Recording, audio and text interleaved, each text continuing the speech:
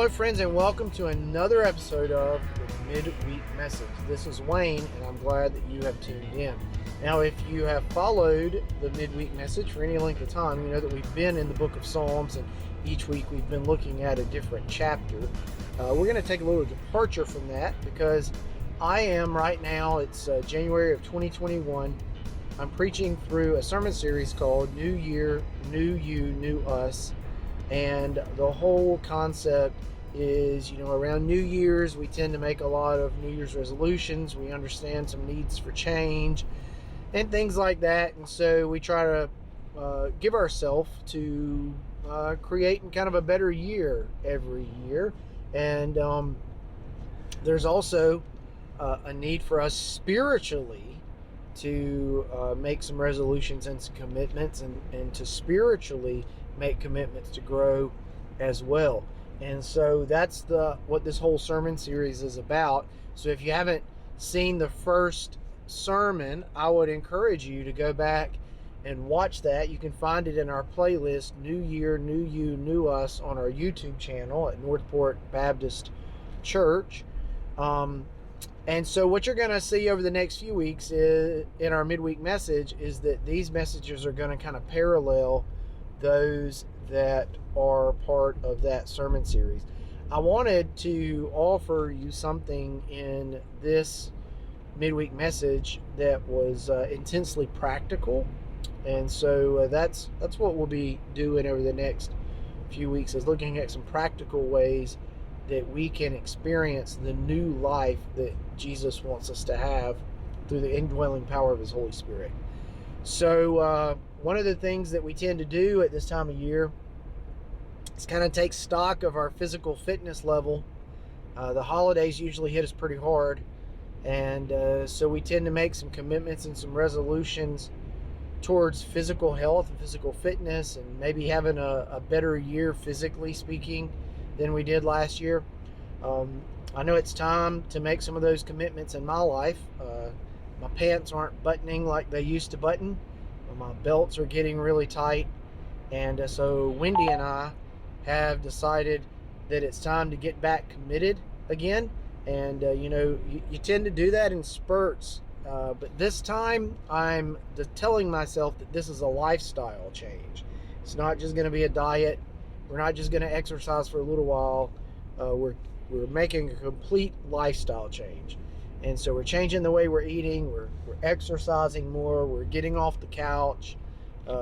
We've gotten a little bit lazy through the holidays, kind of sitting around doing nothing, eating junk food, lots of cupcakes and things like that. So we're going to get way more serious now about being disciplined in what we eat and in what we do and our activity level and things like that. And so I got to thinking, those steps that you go through in order to become more physically fit, they kind of mirror some of the steps that you go through in order to become more spiritually fit. Because the truth of the matter is, many of us can become spiritually lazy and kind of like spiritual couch potatoes, maybe a little spiritually obese, not very active spiritually, and we don't see much fruit from our labor, spiritually speaking, because there's just not a lot of it. And so like I said, some of the same steps that you do to get physically fit, you do spiritually. Like, for instance, you have to admit that you need to get physically fit before you're willing to make the steps necessary to do it. So that's really step one, admitting you have a problem and then making a commitment to do something about it. I heard it said that abs are made in the kitchen. So another step that you have to take in that whole process of becoming more spiritually fit is to look at what you eat and what you consume and try to make healthier decisions there. Obviously, no physical fitness regime is going to work very well if it doesn't involve a greater degree of physical activity. So you've got to exercise or work out in order to get stronger. And then another thing I would say that you have to do is you have to stay committed for the long haul. And you have to uh, have a lifestyle mentality, not just like a diet mentality. So anyway, those same 4 steps, I think, are important when it comes to spiritual maturity or spiritual health or spiritual fitness, if you want to put it that way. First, you got to admit that you've been kind of spiritually lazy and decide to do something about it. And then you have to look at what you're eating. In other words, what you're consuming spiritually. Is it junk food, or is it really good for you spiritually? And then you have to think about your activity level. You got to exercise and work out your faith. And then you've got to have a lifestyle mentality about it. In other words, you got to be committed to it for the long haul. So those 4 steps, those are the 4 steps we'll be looking at. So this week we're going to start with step number 1, which is admit you have a problem and commit to doing something about it.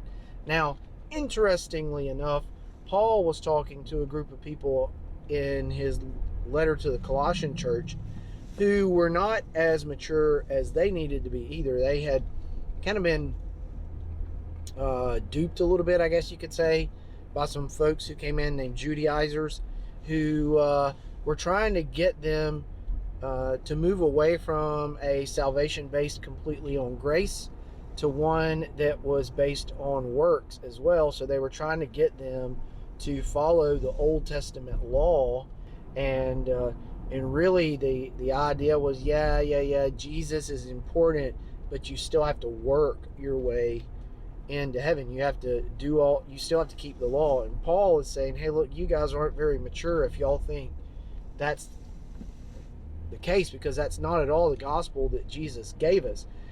And so he's telling them, you need to admit that you're spiritually immature, and you need to make a decision to change that. So that's the same thing we have to do. Step number 1, admit that we're not as mature as we ought to be. And 2, commit to changing that. Commit to doing something about it, and commit for the long haul. So as we do that, I think Paul gives some pretty good instruction in Colossians chapter 3 about how we can do that. So in Colossians 3 verse 1, he says, so if you've been raised with Christ, seek the things above, where Christ is, seated at the right hand of God. So the first thing you got to do is, like I said, you got to make that decision. Paul says, seek the things above.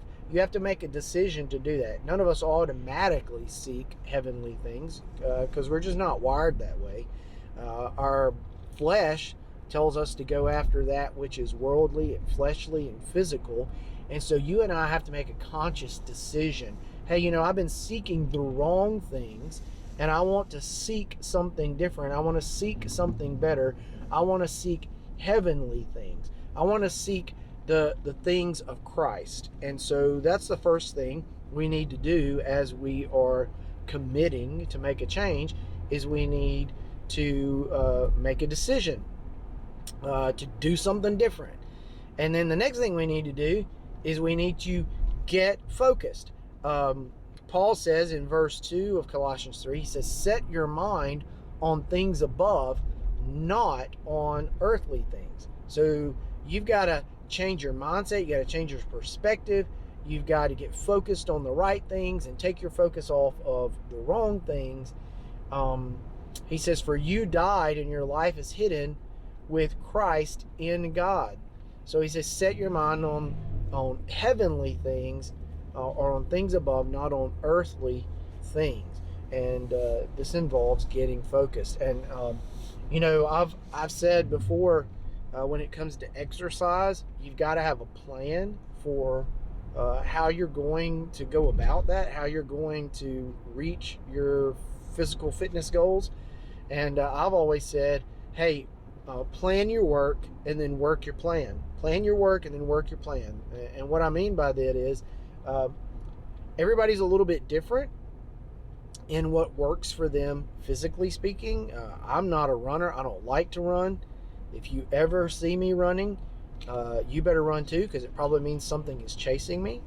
But I do like to ride my bike. And so that's part of my physical fitness plan.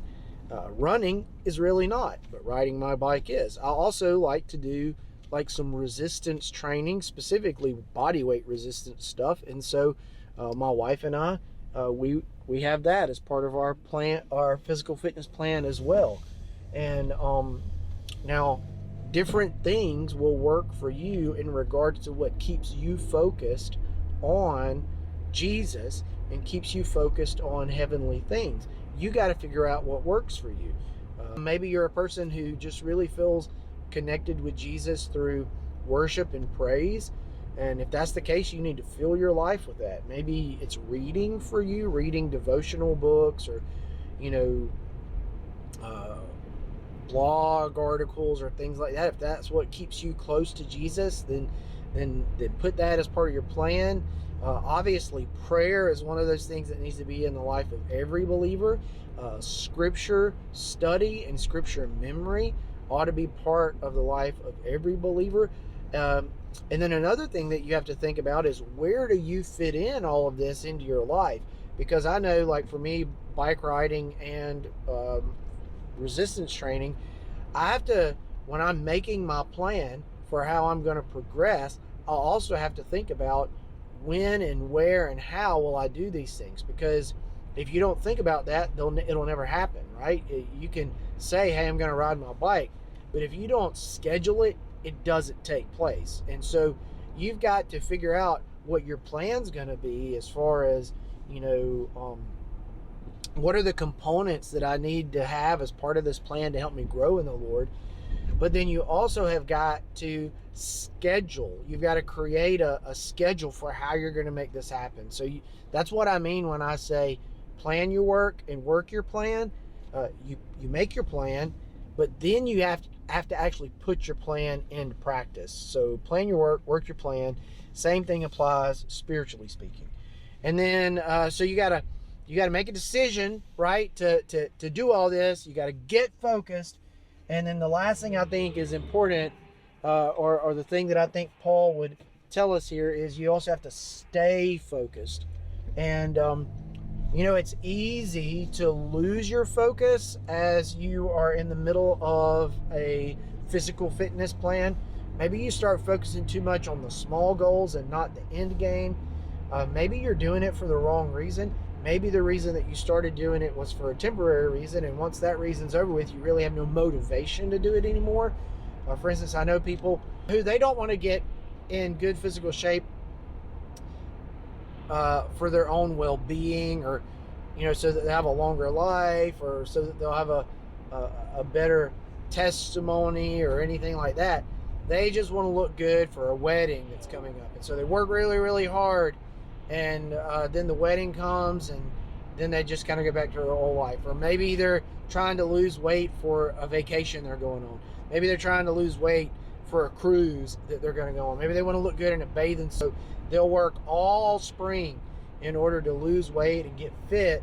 And then once summer's over with, well, I can just take it easy from here on and be lazy. That's the way a lot of people are spiritually. They kind of grow in spurts, and they'll have like intense times where they really try to grow in the Lord, and then they'll go through times of laziness.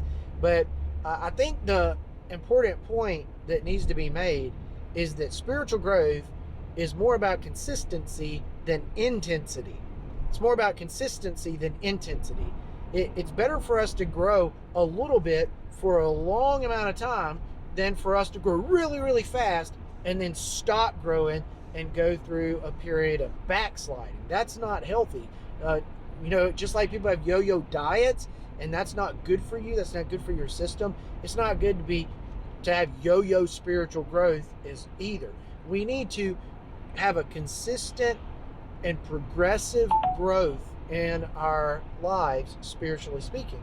And the way that we do that is by staying focused on the end game and the real reason, and that is we want to be like Jesus. I'm not trying to get spiritually fit so that when I go to church on Sunday morning, I feel superior to other people.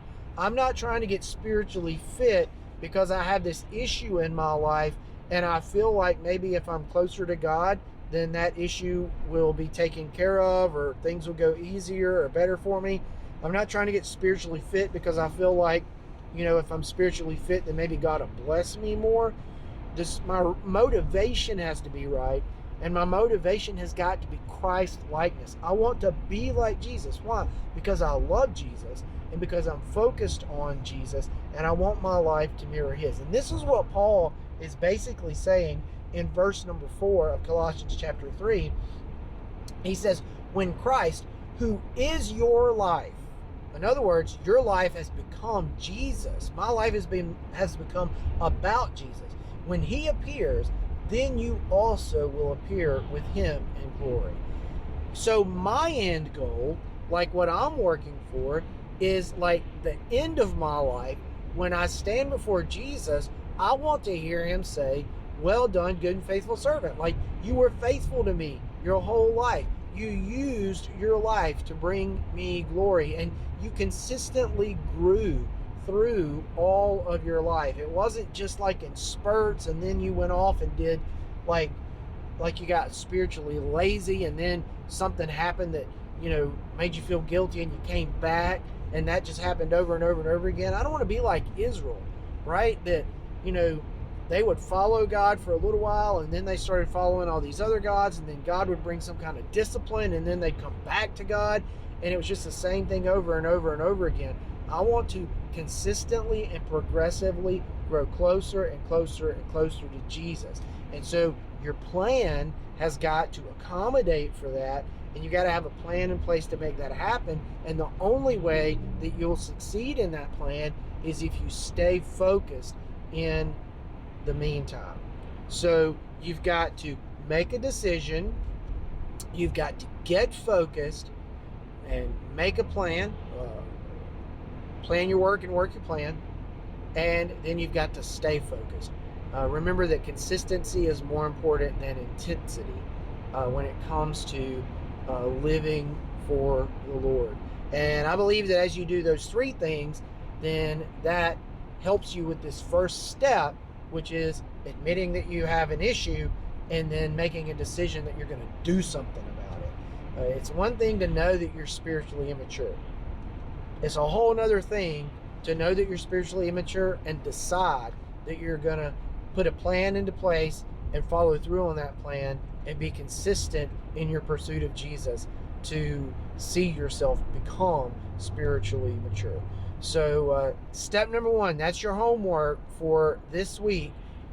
Search your hearts, search your minds, search your soul, look at your life, see where the spiritual immaturities are, if there are any, and be willing to admit, hey, I'm not where I ought to be, and there's lots of room for improvement. Admit you have a problem.